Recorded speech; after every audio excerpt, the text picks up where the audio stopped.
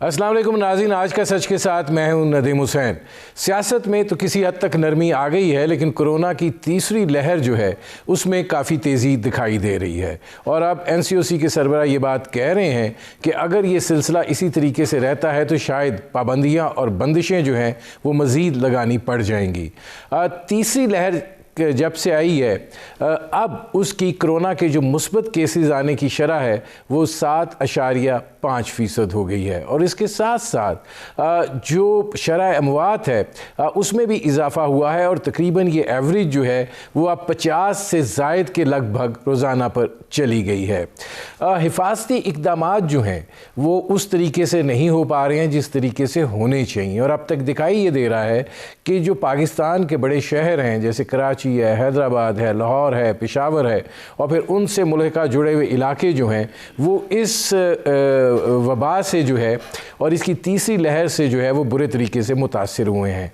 जब शुरू में ये वबा फैली थी तो उस वक़्त पूछना पड़ता था कि क्या किसी को कोरोना है, लेकिन अब ये ऐसे दिखाई देता है कि जैसे ये हर दूसरे घर के अंदर 1 या 2 अफराद जो हैं वो इसके मरीज़ हैं। ये सूरत हाल यकीनन तशवीशनाक है और चूँकि ये वबा जो है इसका ये जो तीसरा वेव है उसके बारे में NCOC के सरबराह असद उमर कह रहे थे कि ज़्यादा ख़तरनाक है और ज़्यादा तेज़ी से फैल रहा है और मोहलिक जो है वो भी साबित हो रहा है। कोरोना वैक्सीन जो है उसके बारे में भी ये बात कही गई कि पाकिस्तान ने उसके हसूल में तसाहिल का मुजाहरा किया और ज़ाहिर है कि अगर इसके हसूल को मुमकिन बनाया जाता और उसकी तकसीम जो है चाहे वो निजी सतह पर ही क्यों ना होती, अगर वहाँ तक भी कर दी जाती तो शायद ये सूरत हाल जो है हमें दरपेश ना होती। बहसीयत कौम हम पाबंदियों के साथ चलने वाले लोग नहीं हैं और ज़ाहिर है जब आपने कोरोना के हवाले से हिफाजती इक़दामात का ज़िक्र करना है तो ये भी कुछ बंदिशें हैं जिनकी तामील करना ज़रूरी है। लेकिन ये बड़ा एक मुशाहिदा है कि ये पाबंदी उस तरीके से नहीं की जा रही है और बुनियादी तौर पर यही वजह जो है वो उसके फैलाव का सबब बन रही है। कोरोना वैक्सीन के हवाले से भी बहुत से ख़दशात और तहफ़्फ़ुज़ात जो हैं वो उनका इजहार किया गया है। देखना ये है कि कुछ मुल्कों के अंदर इस पर बंदिश भी लगाई गई कि खून के अंदर फुटकियाँ बन रही हैं। वहाँ से ये भी इतला आई कि नहीं, फुटकियाँ जो हैं वो तो वैसे ही वहाँ पर इस तरह के लोगों के मरीज़ जो हैं वो मौजूद हैं। तो ये किस हद तक मौसर पाकिस्तान के लिए हो सकती है और अब ये तीसरी लहर जो है ये अब क्या रास्ता जो है इख्तियार करेगी और क्या इसके बारे में डॉक्टर साहिबान जो हैं वो सोचते हैं, इस पर करेंगे बात। आपका अपने मेहमानों से तारुफ़ करवाते हैं। हमारे साथ मौजूद हैं डॉक्टर जावेद इकराम साहब, वाइस चांसलर हैं national university of health sciences के। हमारे साथ मौजूद हैं डॉक्टर अब्दुल बारी साहब, सरबराह हैं इंडस हॉस्पिटल के। और हमारे साथ मौजूद हैं डॉक्टर जमाल नासिर साहब, चेयरमैन हैं ग्रीन टास्क फोर्स के। डॉक्टर जावेद साहब, आप चूँकि लाहौर बैठे हैं, पंजाब में बैठे हैं, आपको वहाँ की सारी सूरत हाल का अंदाज़ा भी है और पंजाब के अंदर जो हालात और वाक़यात हैं, पहले तो ज़रा ये बताइएगा कि कोरोना की ये तीसरी लहर जो है पंजाब में उसकी सूरत हाल एग्जैक्टली है क्या? बहुत शुक्रिया जी, थैंक यू सो मच, आपने मौका दिया। डेफिनेटली जिसको आप तीसरी लहर कह रहे हैं, मेरा ख्याल है बेहतर होगा कि ये हम ये समझ लें और समझा पाएँ कि ये कोई लहरों की सूरत में तो ये बीमारी आती नहीं है। ये कांस्टेंट फिनोमिनन है। जब से ये बीमारी 11 दिसंबर 2019 को मंजर आम पे आई, उसके बाद ये कॉन्स्टेंटली मौजूद है तमाम मुल्कों में। कमी और ज़्यादती इसमें होती रहती है और ज़्यादातर 2 चीज़ों पे ये कमी और ज़्यादती का तल्लक है। एक तो हमारे रवैयों पे है कि हम कितना ज़्यादा इसको सीरियसली लेते हैं और कितना ज़्यादा जो हम समझते हैं कि इसके प्रोटेक्टिव मेजर्स हैं उन पे अमल करते हैं, जैसे पुरहजूम जगहों पे नहीं जाना, घर से काम करना, आइसोलेटेड रखना ज़्यादा से ज़्यादा अपने आप को, और अगर जाना भी पड़े तो मास्क के बगैर बिल्कुल नहीं बाहर निकलें, कभी मजबूरी में जाना पड़ता है, और अपने हाथों की हाइजीन का ख्याल रखा जाए। और जो अपनी सोशल एक्टिविटीज़ हैं जैसे शादी ब्याह, उनको डाउन साइज कर लिया जाए, मजहबी एक्टिविटीज़ घर से नमाज पढ़ ली जाए, जनाजे छोटे कर लिए जाएं और घर से इबादत की जाएं, तो फिर ये जाहिर है इसमें कमी आ जाती है। जब ये अपने रवैये हम छोड़ देते हैं या अपनी ख्वाहिशात के मुताबिक ज़िंदगी गुजारना चाहते हैं तो फिर जाहिर है इसमें बहुत तेज़ी आ जाती है, फिर कई ज़िंदगियों की कुर्बानी देनी पड़ती है अपनी ख्वाहिशात को पूरा करने के लिए। दूसरी वजह ये होती है कि इसकी वायरस में कुछ ना कुछ तब्दीलियाँ आती रहती हैं। ज़ाहिर है ये RNA वायरस है और बहुत रैपिडली डिवाइड करती है, इसलिए इसमें चांसेस ज़्यादा होते हैं। ज़रूरी नहीं कि म्यूटेशंस हो, कुछ इसमें वेरिएशंस भी आ जाती हैं।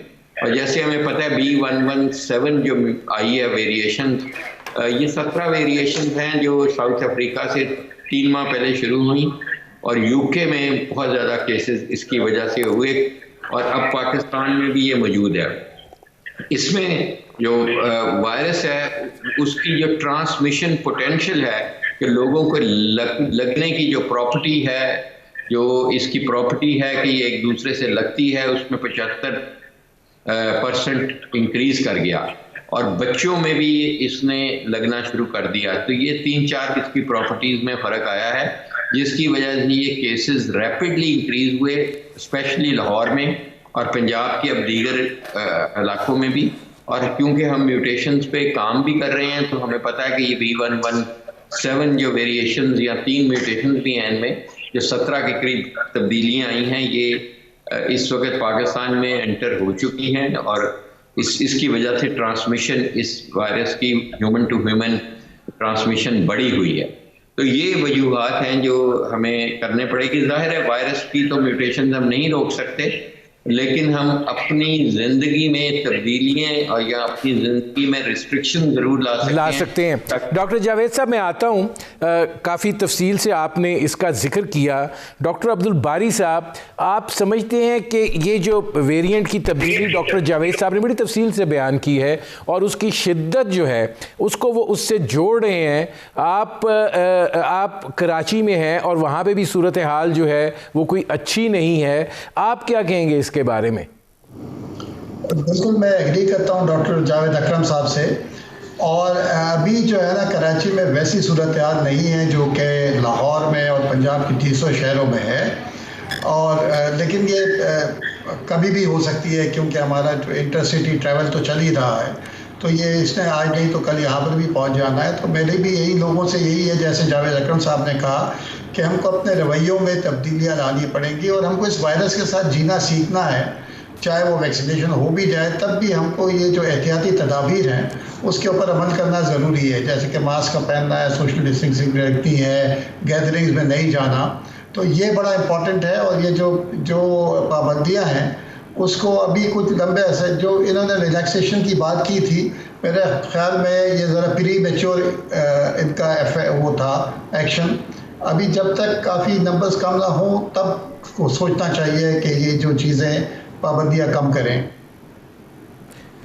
मैं डॉक्टर साहब आता हूँ इसमें। डॉक्टर जमाल नासिर साहब, पहले तो मैं इस पे ज़रा एक ओपिनियन ले लूँ।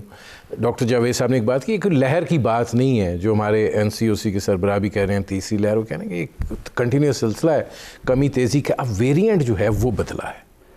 बिस्मिल्लाहिर्रहमानिर्रहीम। नज़ीम साहब, ये जो डॉक्टर जावेद ने जो बड़े मोहतरम है और बड़ा इनका नाम है और बड़ा काम है इस पर, उन्होंने बिल्कुल सही कहा। और ये तो हम भी बड़े अरसे से जिस दिन से स्टार्ट हुआ था कि सारी दुनिया कह रही थी कि ये जो कोरोना वायरस है ये ख़त्म नहीं होगा। अगर आप ये समझते हैं कि कोरोना वायरस ख़त्म हो जाएगा, और ये पूरे इस साल ख़त्म नहीं हुआ, ये ज़रूर है कभी कम हुआ है कभी ज़्यादा हुआ है, हमें इसके साथ जो है वो सीखना पड़ेगा कि हमने इसको ज़िंदा कैसे रहना है और हमें इसके साथ गुजारा कैसे करना है। बड़ी तफसील के साथ दोनों ने बता दिया कि SOPs का ख्याल रखना है। लेकिन एक प्रॉब्लम जो है ना, वो जो हर बंदा जो बड़ा पढ़ा लिखा आदमी है, जो साहिब हैसियत है और जो बड़े अच्छे लोग हैं, वो एक बड़ी आप बात करते हैं पाबंदियाँ पाबंदियाँ पाबंदियाँ। मेरा इख्तलाफ ये है, देखें ना, जैसे सर ने कहा कि अभी के ये वायरस म्यूटेट कर रहा है। आपको याद होगा हम बड़े अरसे से कह रहे थे वायरस म्यूटेट होगा, और ये वायरस जब म्यूटेट हो रहा है तो हमें इसका ये हाल नहीं है कि हम लोगों को पाबंद कर दें, हम लोगों को बंद कर दें, हम लोगों को इसको सिर्फ इस पे मोटिवेट करें कि आपने इससे बचना कैसे है। और ये हर बंदे की अपनी वो है कि वो उसने कैसे बचना है, ये नहीं कि दूसरे को कैसे लगाना है। मैं तो कहता हूँ अपने आप को बचाना है, क्योंकि देखें इस वायरस के नुकसानात हमने अपने आप को कंपेयर किया अमेरिका के साथ, यूरोप के साथ, सऊदी अरब के साथ, दुबई के साथ। हमारा प्रॉब्लम ये है कि हम हर बुरी चीज़ बाहर वालों की अपनाने की कोशिश करते हैं। आप ये देखें कि पूरे एक साल के अंदर कोरोना से जो मरने वालों की तादाद है, मैं बार बार वही कहता हूँ, अभी 14,000 को टच नहीं कर रही। चलें, ये ऑफिशियल फिगर होगी, 28 कर लेते हैं और बढ़ा लेते हैं, लेकिन हमने उस 14,000 की वजह से जो हमारी गुर्बत की लकीर थी 30% से, वो हम 50% पे ले गए हैं। यानी कि आपके मुल्क में 10 करोड़ लोग ऐसे हैं जिनको एक वक्त की रोटी मिल रही है।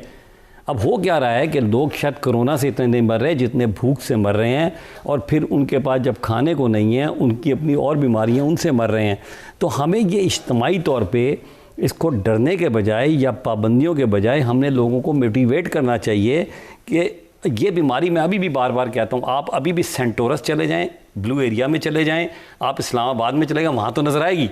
लेकिन जब आप मोती बाज़ार जाते हैं, राजा बाज़ार जाते हैं, गरीबों के इलाकों में जाते हैं, गांव में जाते हैं, छोटे इलाकों में जाते हैं, क्योंकि अलमिया ये हुआ है कि 73-74 साल पाकिस्तान की हिस्ट्री में ये पहला वायरस है जिसने बड़े आदमी को टच किया।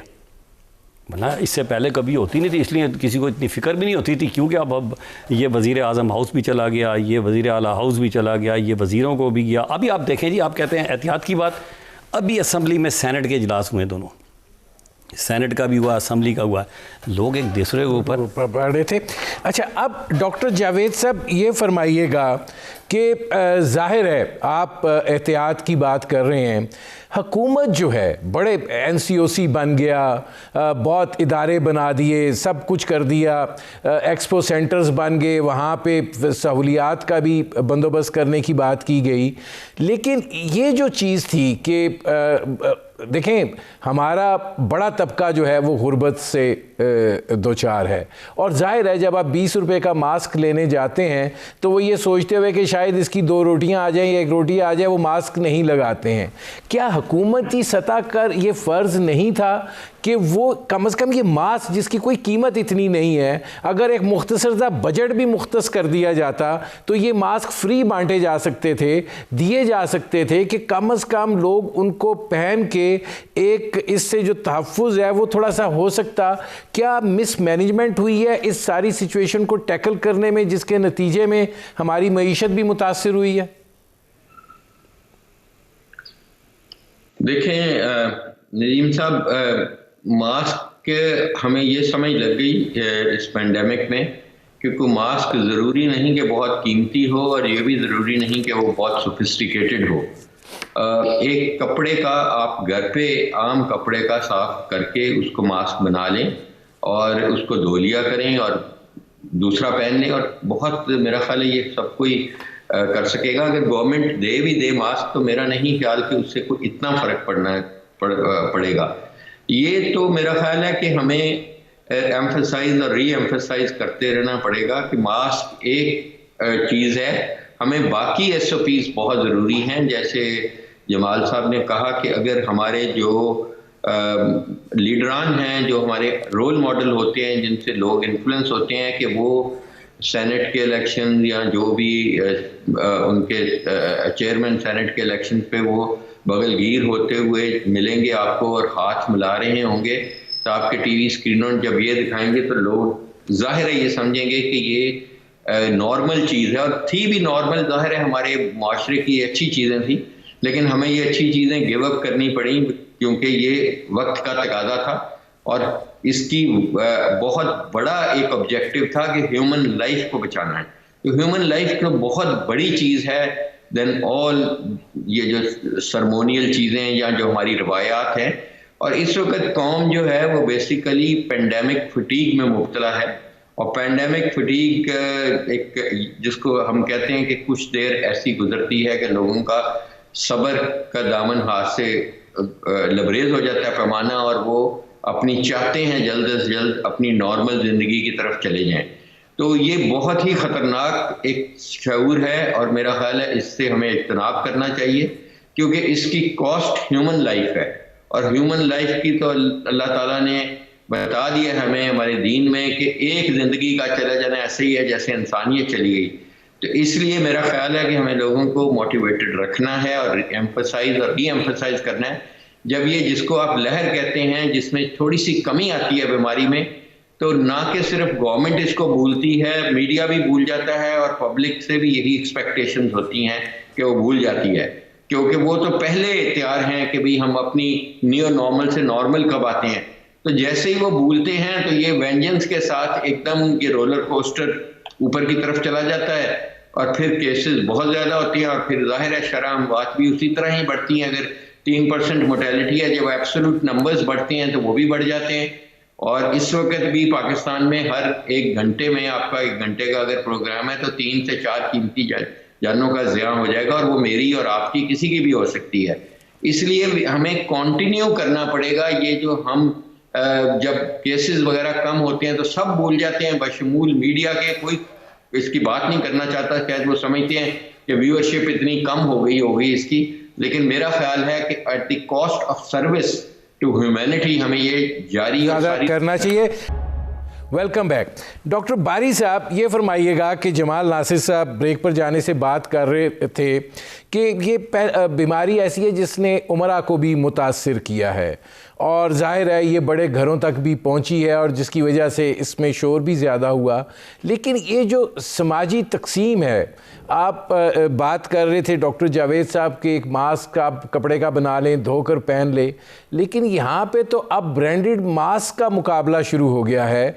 ये जो एक समाजी तकसीम है जो इसने इस सूरत हाल को मज़ीद मज़का खेज़ बना दिया है, बजाय इसके कि हम इसकी तरफ संजीदगी के साथ तवज्जो देते, हम इसमें भी एक ऐसा सिलसिला ले आए हैं कि शर्मिंदगी होती है उसको देखते हुए। क्या कहेंगे आप?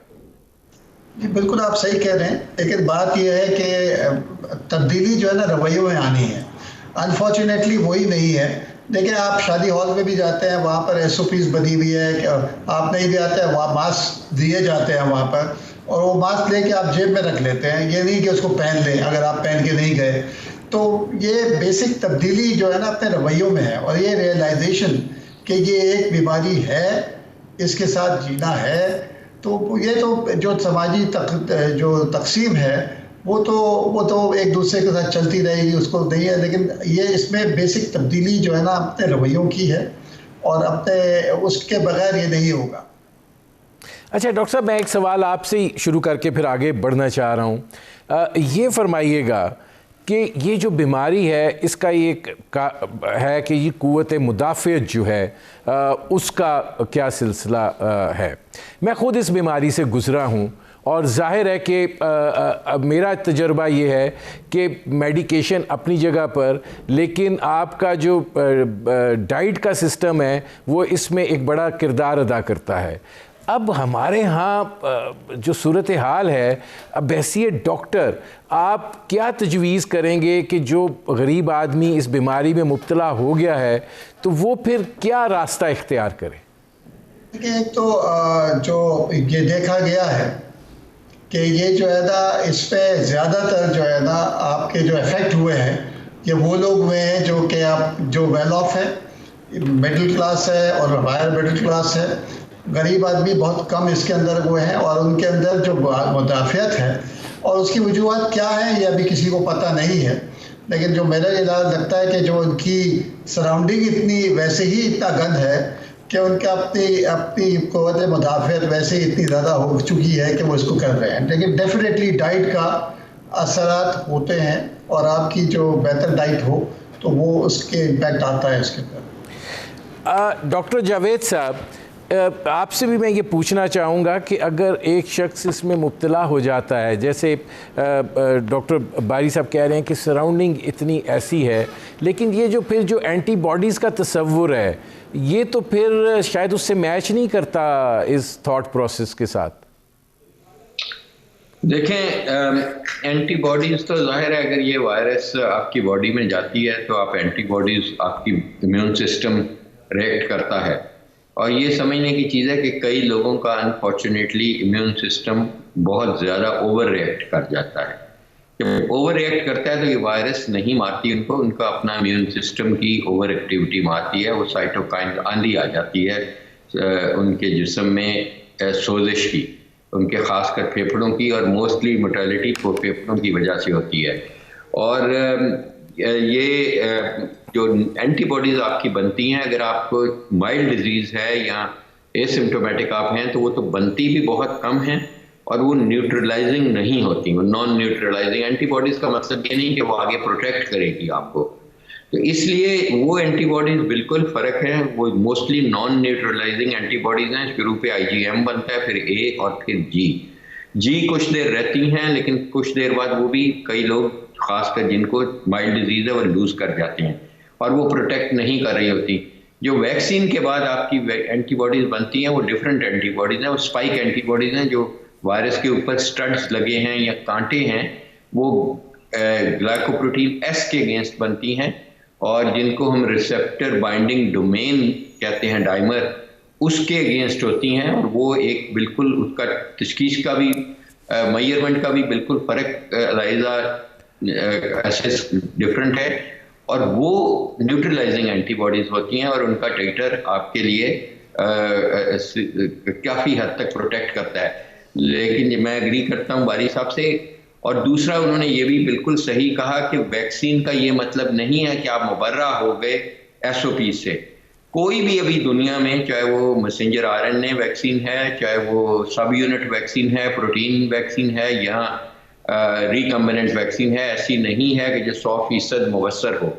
जो स्टडी हमने कंक्लूड की एक वैक्सीन की, जो कि एडेनोवायरस 5 के वेक्टर्स पे बनी थी, तो उसमें यही शो हुआ कि 100% वैक्सीन ने प्रोटेक्ट किया सीवियर डिजीज से या डेथ से, मोर्टेलिटी कम नहीं थी, लेकिन 77% उसने प्रोटेक्ट किया ऑल टुगेदर डिजीज से। तो इसलिए वैक्सीन लगाने का एक मकसद तो ये है कि आपकी ज़िंदगी महफूज रहे, कि अगर आपको बीमारी हो भी जाए तो वो माइल्ड होगी, और दूसरा सबसे बड़ा मकसद ये है कि आपको हो ही ना, लगे ही ना ये वायरस। तो इसलिए मेरा ख्याल है कि वैक्सीन्स का भी, और ये जो वैक्सीन्स की प्रोटेक्शन है, कम से कम 28 दिन लेगी शुरू होने में, और इसलिए ये अभी कबल वक्त है ये कहना कि जी वैक्सीन लगवा के क्या। डॉक्टर साहब, मैंने ये वैक्सीन पे पूरा आप लोगों से एक सेगमेंट पे बात करनी है।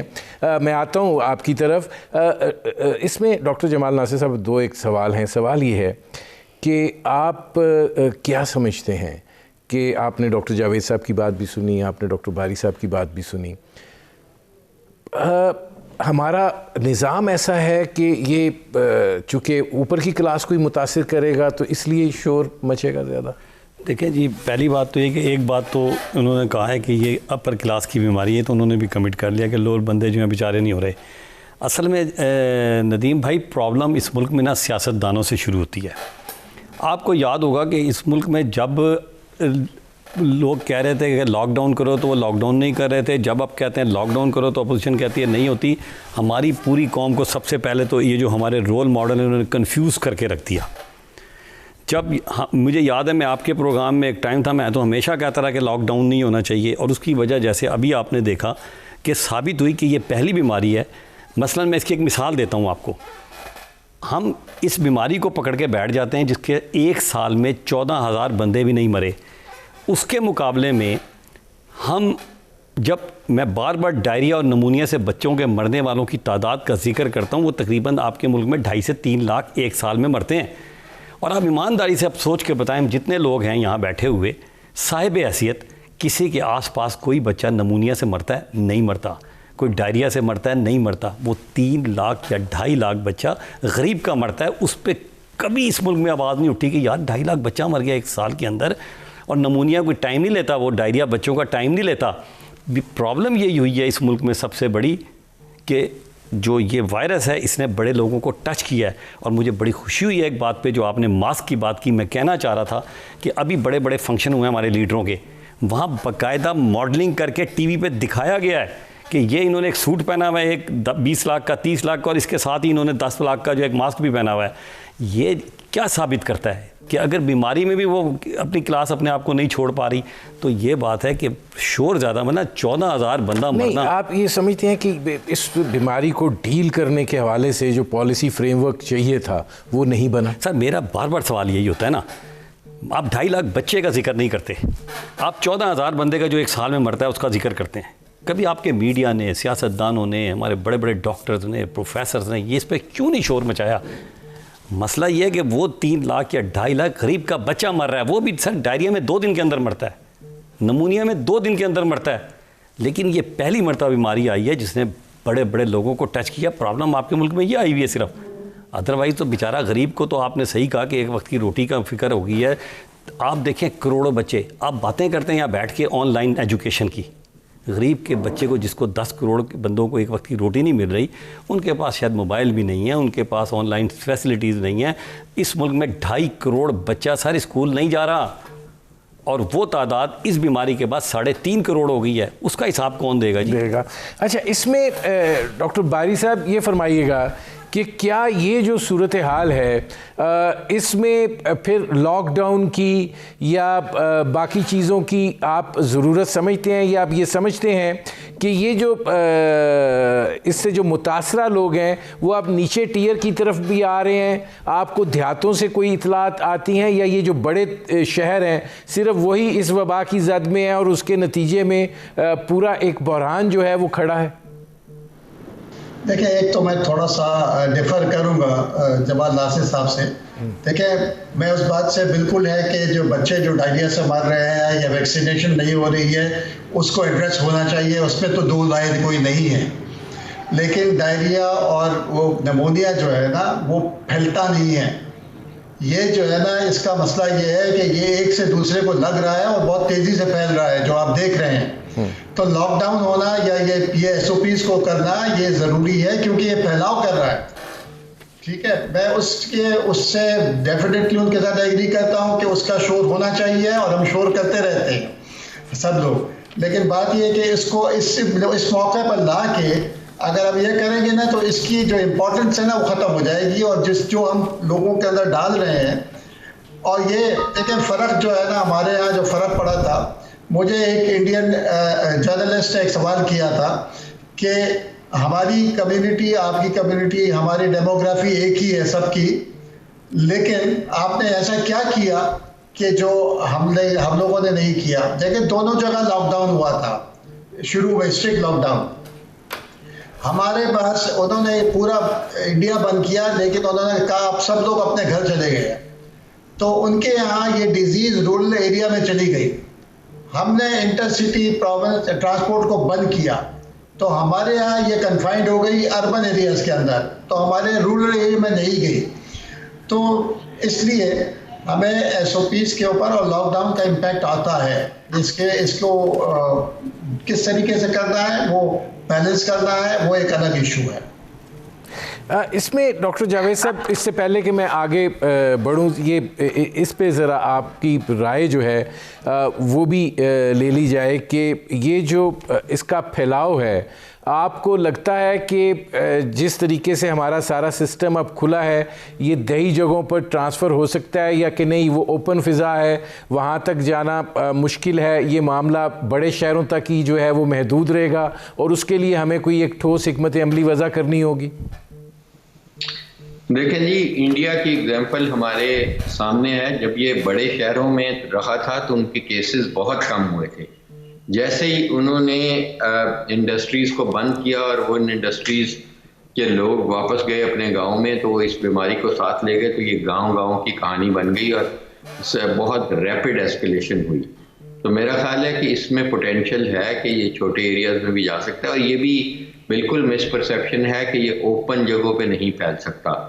अगर आपको याद हो, रोज़ गार्डन व्हाइट हाउस में जहाँ से डोनाल्ड ट्रंप और उनकी बीवी को ये लगा था, वो भी खुला फिजा गार्डन था, और वहीं से ट्रेस भी हुआ था, क्योंकि टेस्ट एंड ट्रेस का उनका सिस्टम काफ़ी फाल है। तो वहाँ से तकरीबन 13 लोगों को, including American president and his wife, उनको लग गया था।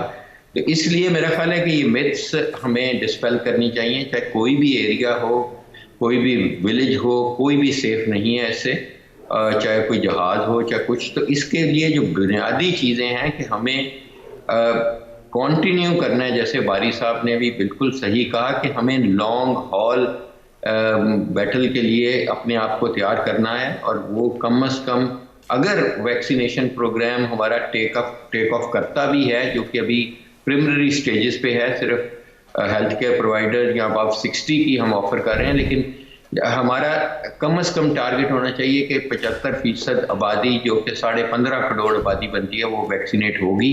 उसके बाद ट्रांसमिशन कुछ रुकेगी। जैसे यूके में जब उन्होंने इस वक्त तकरीबन 6.5 करोड़ की आबादी है, तकरीबन 3 करोड़ पे वो पहुंच रहे हैं, तो उनके केसेस कम हो रहे हैं। और यही एक होगा नेचुरल हिस्ट्री इस डिजीज़ की कि ये तारीख का हिस्सा बनते बनते पाकिस्तान में बनेगी। मैं डॉक्टर साहब आता हूँ, जमाल नासिर साहब आप कुछ कहना चाह रहे हैं जो बारी साहब ने बात की है? हाँ, बड़ी ज़रूरी बात है। देखें, इन्होंने कहा कि ये बीमारी जो है ना लोगों को लग रही है। मेरे पास ये US हेल्थ रैंकिंग का एक पेपर पड़ा हुआ है आपके सामने। उन्होंने बताया कि पाकिस्तान के अंदर 2019 में इन्फ्लुएंजा से 75,890 डेथ हुई हैं। ये किसकी हुई है? ये गरीब आदमी की हुई है सर, इसीलिए बात नहीं हो रही ना। एक कोरोना 14,000 बंदा मर रहा है पूरे एक साल में, और उसके मुकाबले में डॉक्यूमेंटेशन पे ये आपके सामने है ऑलरेडी 75,000 मर रहा है। इसका तो कोई जिक्र नहीं कर रहा 2019 का, इसलिए कि गरीब का बच्चा मर रहा है। मेरा फिर वही सवाल आ रहा है बार बार, ऐसा नहीं है। ये डायरिया की बीमारी एक दूसरे से बहुत लगती है, नमूनिया की बीमारी एक दूसरे से बहुत लगती है, ये डॉक्यूमेंटेशन में है। फिर दूसरी बात यह कि मैं सर से बड़े अदब के साथ इन दोनों मेरे बड़े मोहतरम में कुछ सवालात करना चाहता हूँ जो लोगों के जहन में आते हैं। अभी मैं ये पढ़ के आ रहा था कि आज अबू धाबी में, ये मेरे पास एक अखबार है वॉल स्ट्रीट जर्नल, जिन्होंने साइनोफार्म लग रही है दुबई के अंदर, उन्होंने ये बताया है कि वहाँ के डॉक्टरों ने एक पॉइंट उठा दिया है कि ये जो है 3rd डोज भी उन्हें लगानी पड़ रही है। मतलब बहुत सारे कुछ केसेस में they are not satisfied with the 2nd dose of the Sinopharm vaccine. देखिए ना, हम डाटा पे नहीं चलते बदकिस्मती से हमारे मुल्क में। उन्होंने क्या किया, जब उन्होंने लगाई है तो साथ उसका एंटीबॉडी लेवल भी किया, उन्होंने पेशेंट को फॉलो भी किया है, कितने पेशेंट को क्या हुआ उन्होंने फॉलो किया है। ये वॉल स्ट्रीट जर्नल ने आज ही एक आर्टिकल कोई घंटे पहले निकाला है जिसमें लिखा गया है कि उन्होंने 3rd वैक्सीन शुरू करा दी है। अब दुनिया में वॉर जो चल रही है ना, सुने वैक्सीन पे भी, अब वो चाइना और यूरोपियन की एक वर्सेस शुरू हो गई है काम। मसलन जब वो एस्ट्राज़ेनेका, देखें ऑक्सफोर्ड यूनिवर्सिटी कोई आम यूनिवर्सिटी नहीं थी कि जिसको आपने एकदम उसकी 4-5 क्लॉटिंग हुई और दुनिया में आपने कह दिया कि बंद कर दो। अब एक नया काम उस तरफ शुरू हो गया कि उन्होंने सारे जाना कि ये चीज़ एक निकाल के मार्केट में लाया कि ये 3rd वैक्सीन की डोज़ की ज़रूरत पड़ रही है। हमें सवाल ये बनता है कि क्या ये वैक्सीन ये बता सकते हैं कि कितने अरसे के लिए प्रोटेक्ट करेगी? अगर ये 60 to 80% कंपनी क्लेम कर रही हैं कि एंटीबॉडी है, तो इसका मतलब कि अभी भी हमारे 20 से 30% लोग वैक्सीन लगाने के बाद बड़े खुश होंगे कि हमें वैक्सीन लग गई, वो स्टिल रिस्क पे होंगे और उनको भी होगा। अगर आप दूसरी तरफ देख लें कि अगर 100 बंदे कोरोना के मुब्तला हो रहे हैं तो उसमें सर 50, 60, 70 तो वैसे ही ठीक हो जाते हैं। ये जो थोड़े बहुत आगे होते हैं, मॉर्टेलिटी 3% है। और अभी भी हमें ये चेक करना चाहिए कि जो साइनोफार्म वैक्सीन हम लगवा रहे हैं, इसमें कितने लोगों को क्या फ़ायदा हुआ है, क्या लगवाने के बाद उन्हें कोई कोरोना तो नहीं हुआ, क्या उनको कोई कॉम्प्लिकेशन तो नहीं हुई, उनका एंटीबॉडी लेवल क्या है। ये रिसर्च करने के बाद ही हम इस पर कुछ कह सकते हैं। मसलन ये देखें, मैं डब्बी उठा के लाया हूँ साइनोफार्म की। इस डब्बी को आप पढ़ें कि इन्होंने लिखा है stability of Sinopharm is for 2 years. एक कंपनी जो कि नवंबर में 2020 में ड्रग लेके आ रही है, वो कैसे साबित कर सकती है कि इसकी शेल्फ लाइफ 2 साल है? मुझे इसका जवाब चाहिए। Welcome back. डॉक्टर जावेद साहब, आपकी तरफ सीधा आ रहा हूँ और ये सवाल नहीं करूँगा कि हमने ताख़ीर की या तसाहिल बरता, जो भी है। अब ये जो वैक्सीनेशन के हवाले से दुनिया भर में बहुत से सवालात जो हैं वो उठाए जा रहे हैं। जमाल नासिर साहब ने भी 2 सवाल उठा दिए, इस पर आप क्या कहेंगे?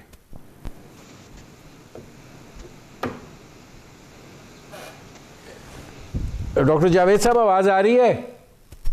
देखें, जब भी कोई नई दवाई आती है, और देखें वैक्सीन डेवलप करना कोई आसान चीज़ नहीं है, और वो भी आरएनए वायरस के अगेंस्ट। अगर इतना आसान होता तो आज हेपेटाइटिस सी और एड्स की वैक्सीन हमारे पास पिछले 2 दहाइयों से नहीं आ सकी। तो ये भी मैं समझता हूँ कि हमें साइंसदानों को और कंपनीज को बड़ी क्रेडिट देना चाहिए कि तकरीबन 1 साल में 90 वैक्सीन आ गई। और अच्छी चीज़ है, जितनी ज़्यादा आएंगी उतनी चॉइस मिलेगी, और डिफरेंट तरीक़ों से बनी ये वैक्सीन। कुछ मैसेंजर आरएनए वैक्सीन हैं जो कि टॉप ऑफ द रेंज है, लेकिन उनके लिए प्रॉब्लम यह है कि आपको कोल्ड चेन -68 का चाहिए। जो बाकी रिकम्बिनेंट वैक्सीन हैं, जैसे जिसका नाम लिया इन्होंने साइनोफार्म का या कैंसाइनो वगैरह का, इनके लिए 2 to 8 है जो कि प्रैक्टिकेबल है पाकिस्तान में। जहाँ तक उनका ये सवाल था शेल्फ लाइफ का, तो देखें ये रिकम्बिनेंट टेक्नोलॉजी है प्रोटीन बेस्ड, इसी से इंसुलिन बनती है, इसी से ग्रोथ हार्मोन बनता है कि हम एक प्लेटफॉर्म लेते हैं, चाहे वो कोई बैक्टीरिया हो लाइक इकोलाई या जीस्ट सेल हो या एडिनोवायरस 5 हो, जिसमें हमने उसको फीड करना है अमाइनो एसिड से और उसने बनानी है, और उसकी कोल्ड चेन यही है रिकमेंडेड 2 to 8, तो इसलिए ली गई। तीसरा जो उनका सवाल था कि ये जो वैक्सीन्स हैं क्या ये इनकी antibody testing, it's not recommended कि आप पॉपुलेशन बेस पे करें, क्योंकि ये एंटीबॉडीज एलाइजा की टेस्ट करना तकरीबन 2500 रुपये का खर्चा है, और वो भी इतना कोई, क्योंकि शुरू पे कौन सी एंटीबॉडी आप टेस्ट करेंगे, IgM करेंगे, फिर IgA और फिर IgG। ये कोई नहीं कह सकता कि ये एंटीबॉडीज प्रोटेक्टिव की टीटर कौन सा है। जाहिर है जो अगर आप रॉश की किट यूज़ कर रहे हैं तो 250 से अब वो करती नहीं है, आपकी बेसलाइन से 250 यूनिट्स पर DL पे करती है, और अगर आप एबट की करते हैं तो उसकी दूसरी कैलिब्रेशन है। तो मैं ये देखें, ये रिसर्च में हम ज़रूर कर रहे हैं एंटीबॉडीज़ और ये और वो, लेकिन प्रैक्टिकली इतने की वैक्सीन नहीं है जितना आप उनको बार बार एंटीबॉडीज टेस्ट कराने पे उसके पैसे लगवा देंगे। जो असल चीज़ है कि कितनों को हुआ और कितनों को सीरियस डिजीज़ हुई। सबसे बड़ी चीज़ है कि मैं तो आपको अपनी स्टडी जो पर्सनली की है हमने 18,000 वॉलंटियर्स की, उसकी स्टडी आपसे शेयर कर रहा हूँ पाकिस्तानीज़ में, and that data is the most valid data. और वो डाटा ये है कि किसी 100% प्रोटेक्ट किया वैक्सीन ने आपको डेथ से या सीरियस डिजीज से, आपके हॉस्पिटलाइजेशन की ज़रूरत नहीं पड़ी 100% लोगों को जिनको वैक्सीन लगी, और जिनको तकरीबन 77% को ये बीमारी हुई नहीं, लगी नहीं, ये attachment of the virus was prevented. तो दैट इज द बेसलाइन। मेरा ख्याल है इन अबहाम में हमें ना खुद पढ़ना चाहिए ना कौम को डालना चाहिए, और बिल्कुल जमाल नासिर साहब ने ये भी सही कहा कि जी तरजीहात हमें अपनी करनी चाहिए रिव्यू, और I totally agree with him. मगर हमें आपने आज जो प्रोग्राम पे हमें मदऊ किया है ये कोविड-19 के किया है, आई विश कि आपने इन्फेंटाइल डायरिया पे किया होता तो हम उसी की बात करते। अब ये तो आप होस्ट हैं, आपने जिस पे हमें बुलाना चाहा हमने बोल दिया, मगर डेफिनेटली मोर्टेलिटी हमारी और भी बहुत सारी डिजीज से, इवन हेपेटाइटिस से, इवन ट्यूबरकुलोसिस से, इवन इन्फेंटाइल डायरिया से, एंटीनेटल केयर पे मदर की मोर्टेलिटी बहुत ज़्यादा है, इन्फेंट मोर्टेलिटी, मैटरनल मोर्टेलिटी, ये बहुत इंपॉर्टेंट इश्यूज हैं, लेकिन unfortunately they are not the subject of the discussion right now that we doing. मैं डॉक्टर जावेद साहब आता हूँ। डॉक्टर बारी साहब, आप डॉक्टर जावेद साहब ने तो बड़ी तफसील से इस पे रोशनी डाली है। आप ये समझते हैं कि जो उभाम पाया जाता है लोगों में, जो खदशात पाए जाते हैं, जो तहफ़्फ़ुज़ात पाए जाते हैं, वो ज़्यादा वज़न नहीं रखते हैं, और इनके साइड इफ़ेक्ट्स या इसका जो नतीजा है वो मौसर है, और हमें इसकी तरफ बड़ी शिद्दत के साथ जाना चाहिए? पहला तो सवाल आपसे ये है। जी, मैं बिल्कुल इसके साथ एग्री करता हूं। और देखें इस वक्त जो अवेलेबल जितनी वैक्सीन्स हैं जो हुई हैं, उनकी एफिकेसी और उनकी जो सारी प्रिवेंशन ऑफ डिजीज़ वगैरह वो प्रूवन है, और जो आपके पास अवेलेबल हो रही है फर्स्ट कम फर्स्ट सर्व पे जो आ रही है उस पर लगा लेनी चाहिए, जो प्रोटेक्शन होनी चाहिए हो गए। देखा इसी वक्त जैसे जावेद साहब ने कहा, ये सारे जो है ना सोशल मीडिया की वजह से इबाम आ रहे हैं, इसको हमको कौम को कंफ्यूजन में नहीं डालना चाहिए, और अभी भी हमको एज अ मीडिया लोगों को मोटिवेट करना चाहिए कि वैक्सीन लगाएं, क्योंकि ये एक सिंगल आदमी का नहीं है, ये पब्लिक हेल्थ इशू है। अगर मैं मना कर रहा हूं तो इसकी वजह से जो है ना मैं I am dangerous to the community. Doctor साहब, एक सवाल आपसे मेरा और भी है, और वो ये है कि क्या रुकावट हायल है कि अगर ये वैक्सीन आप समझते हैं मौसर है तो निजी सतह पे भी मंगवाने की इजाज़त फिर दी जाए? सरकारी सतह के ऊपर तो दिखाई दे रहा है कि वैक्सीन के हवाले से इतनी अर्जेंसी शो नहीं की गई, और अगर की जाती तो हम शायद इस वक्त इस सूरत हाल में ना होते। तो इस जिस तरह डॉक्टर जावेद साहब ने भी कहा कि ज़्यादा तादाद तो फिर आप कैसे उसको यकीनी बना सकते हैं? देखिए इसमें दो इशू है। ये जो मैन्युफैक्चरर्स हैं सारे, वो इंटरनेशनली जो है ना उनको प्राइवेटली देने पे रोका गया था।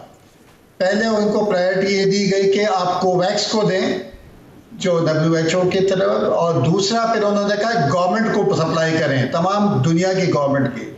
सप्लाई डिमांड के इश्यूज हैं, सप्लाई डिमांड बहुत ज़्यादा है। अब उन्होंने प्राइवेटली को अभी देना शुरू किया है, जो कि और गवर्नमेंट ने पहले ही अलाउ कर दिया था, लेकिन वो मैन्युफैक्चरर ही प्राइवेट को नहीं दे रहा था क्योंकि उनके ऊपर पाबंदी थी। अच्छा, अब जमाल नासिर साहब, आप क्या कहते हैं वैक्सीनेशन के बारे में, ख़ास तौर पे कि क्या? मेरे बड़े मोहतरम, मैंने ये नहीं कहा कि वैक्सीनेशन नहीं लगवानी चाहिए, ये मैंने कभी भी ये लफ्ज़ यूज़ नहीं किया अपनी पूरी गुफ्तगू में। मैंने एक आदमी के सवाल थे जिसका मुझे अभी तक जवाब नहीं मिला। वो पहला सवाल का जवाब मेरा बार बार यही था कि हम वैक्सीन लगवा लेते हैं, कितने अरसे की हमें प्रोटेक्शन होनी है? क्योंकि देखें ना, एक तरफ हम कहते हैं ये RNA वायरस है, अगर इतने ही RNA वायरस की एक बदकिस्मती कहें या ख़ूबसूरती कहें, या हर लम्हे अपने आप को तब्दील करता है। हो सकता है जो आज आप वैक्सीन लगा रहे हों ये वायरस म्यूटेट कर जाए, और ये साबित हुआ है कि ये कोई हज़ारों मतलब इसकी म्यूटेशंस आई हैं, और जो वायरस चाइना में आया, जो ईरान में आया, जो यूरोप में आया, जो पाकिस्तान में आया, उनकी सब की म्यूटेशन फ़र्क थी। बल्कि सर ने अपनी गुफ्तगू का आगाज़ ही इससे किया कि ये वायरस तब्दील कर रहा है अपने आप को। RNA की यही तो बड़ी वो है, इसी वजह से आज तक हेपेटाइटिस C, एड्स, डेंगू, इनकी वैक्सीन नहीं डेवलप हो सकी। मतलब है कि जो वैक्सीनें, मैं ये नहीं कह रहा लगवानी चाहिए, मैं फिर कह रहा हूँ कभी मेरी स्टेटमेंट को आप लें, लेकिन एक आम सवाल करता है इंसान, एक जो थोड़ा पढ़ा लिखा आदमी सवाल तो करता है कि अभी तक अगर एड्स की, अगर इतने ही ये कंपनियाँ ज़बरदस्त हैं, इतने ही समझदार हैं, तो क्यों नहीं आज तक एड्स की, हेपेटाइटिस C की, डेंगू की, जिसने दुनिया में तबाही मचाई थी? आपको पता है आपके मुल्क में, फिर अदब के साथ सर कह रहे हैं, 2.25 करोड़ हेपेटाइटिस B और C का मरीज़, उसमें कितने बंदे मरते हैं हर साल। मतलब अच्छी खासी तादाद, अगर कोई कंपनी सिर्फ हेपेटाइटिस C की वैक्सीन ले आए तो वो खरबों डॉलर कमा लेगी, एड्स पे ले आए तो खरबों डॉलर कमा लेगी। मैं तो ये सवाल इसलिए पूछता हूँ कि मुझे 2 सवालों के जवाब दीजिए कि आज तक जब किसी RNA की वैक्सीन नहीं बन सकी तो इसकी कैसे बन गई, और अगर चलें बन भी गई है तो इसकी ड्यूरेशन जो है वो कितने अरसे के लिए होगी? ये मेरा सवाल है जो दोबारा फिर मैं। डॉक्टर जावेद साहब दोबारा वो कह रहे हैं कि अगर RNA के हवाले से वैक्सीन पहले नहीं बनी तो अब बन गई तो ये कितनी मौसर होगी? ये सवाल। देखिए, हर बीमारी की फ़र्क वजूहात हैं। जैसे हमें पता है कि हेपेटाइटिस C की कई जीनोटाइप्स हैं और पाकिस्तान में 2B ज़्यादा है, और इसलिए उसकी वैक्सीन पे बहुत काम हो रहा है। मैं ये नहीं कह रहा नहीं हो रहा। इसी तरह HIV एड्स की, क्योंकि वो म्यूटेट करती है। ये जो वायरस इस वक्त जिसकी हम बात कर रहे हैं, ये मैंने ये नहीं कह रहा कि ये बहुत ज़्यादा म्यूटेट कर गई है। ये बहुत स्टेबल वायरस है अभी तक। वेरिएशन लाना और बात है, म्यूटेशंस फ़र्क चीज़ है। अगर आप इस वायरस को कोई स्टडी करना चाहें तो ये बहुत बड़ा वायरोम पार्टिकल है जो स्विच हुआ था वुहान से, from horse to bat to human, और इसकी जो पॉसिबल म्यूटेटिंग पोजीशंस हैं वो 39,000 हैं। इस वक्त 137 के करीब म्यूटेशंस इसकी रिकॉर्ड हुई हैं, और पाकिस्तान में क्योंकि हम म्यूटेशंस पे काम कर रहे हैं तो 9 स्ट्रेन्स मौजूद हैं, और इसमें वेरिएशन ज़रूर आती हैं RNA में, और वो गाहे बगाहे आती रहती हैं। ये जो B117 है, इसमें म्यूटेशन तो सिर्फ शायद 2 ही हैं, ज़्यादातर वेरिएशंस हैं। और देखें, इसका जो पब्लिक पे इम्पैक्ट है वो ये डेफिनेटली है कि जी वैक्सीन क्या इफेक्टिव रहेंगी। मेरा ज़ाती ख्याल है, लेकिन ये तो वक्त ही बताएगा, कोई भी नहीं बता सकता। जो जमाल साहब पूछ रहे हैं हमसे कि जी कितनी देर तक रहेंगे, ये भी कोई भी नहीं बता सकता। हम ये बता सकते हैं कि आपको वैक्सीन लगवानी चाहिए। कोई भी वैक्सीन जो आपको मिल रही है वो लगवाएं फौरी तौर पे, क्योंकि वैक्सीन ना लगवाना ज़्यादा नुकसानदेह है। हम एज ए डॉक्टर हमेशा एब्सोल्यूट कभी भी नहीं बात करते, हम रेशो देखते हैं, आपके हार्म वर्सेस बेनिफिट रेशो। तो इस वक्त क्योंकि मोर्टेलिटी आपकी 3%, 5% है, और बूढ़ों में वो 11% है, और हार्ट की बीमारी वालों में वो तकरीबन 17% के करीब चली जाती है, जो हार्ट फेलियर वाले।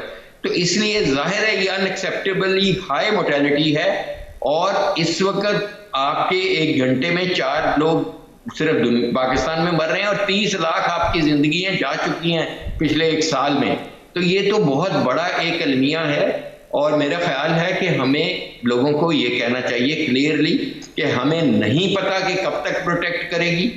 हो सकता है आपको 100% अभी भी प्रोटेक्ट ना करे, लेकिन ये चीज वाजिया है कि आपको हम सीरियस डिजीज से प्रोटेक्ट करेगी, तो इट इज वर्थ इट। अगर मैं एज ए डॉक्टर खुद लगवाऊं, पूछा जाए तो मैं डॉक्टर साहब, मेरे प्रोग्राम का वक्त खत्म हो रहा है। बहुत शुक्रिया डॉक्टर जावेद अकरम साहब, बहुत शुक्रिया डॉक्टर अब्दुल बारी साहब, देना है विदाउट कंफ्यूजिंग, और बहुत शुक्रिया डॉक्टर जमाल नासिर साहब। नाज़रीन, आपने हमारे पैनल के शुरका की गुफ्तगू सुनी। अब तक के लिए इतना ही, इजाज़त दीजिए, अल्लाह हाफ़िज़।